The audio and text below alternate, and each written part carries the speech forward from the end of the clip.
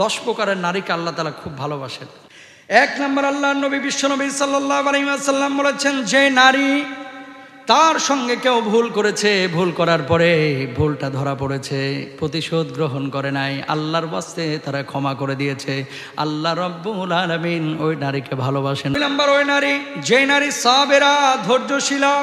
3 নম্বর হচ্ছে তাইবা, ওই নারী যে নারী তওবা করে, ভুল করেছে, আল্লাহর কাছে ক্ষমা চায়, আল্লাহ রাব্বুল আলামিন ওই নারীর চোখের পানি কবুল করেন। গাল স্পর্শ করার পূর্বে আল্লাহ রাব্বুল আলামিন ওই নারীকে মাফ করে দেন, অর্থাৎ চোখের পানি গড়ে গাল স্পর্শ করার পূর্বে বলুন। 4 নম্বর, পুত পবিত্র নারী, যে নারী সব সময় পবিত্র থাকে। 5 নম্বর, যে নারী গীবত করে না, যে পুরুষ গীবত করে না, ওই নারীকে, ওই পুরুষকে ভালোবাসেন কে? আরো জোরে। 6 নম্বর, নিজের স্বামীর সঙ্গে খুশির আচরণ করা, ভালো আচরণ করা। 7 নম্বর, পরপুরুষের নজর থেকে নিজের হেফাজত যে নারী করে, আল্লাহ তারে ভালোবাসেন।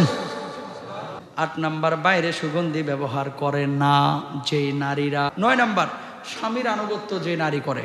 কার আনুগত্য? স্বামীর আনুগত্য। স্বামীর আনুগত্য করলে লাভটা কি?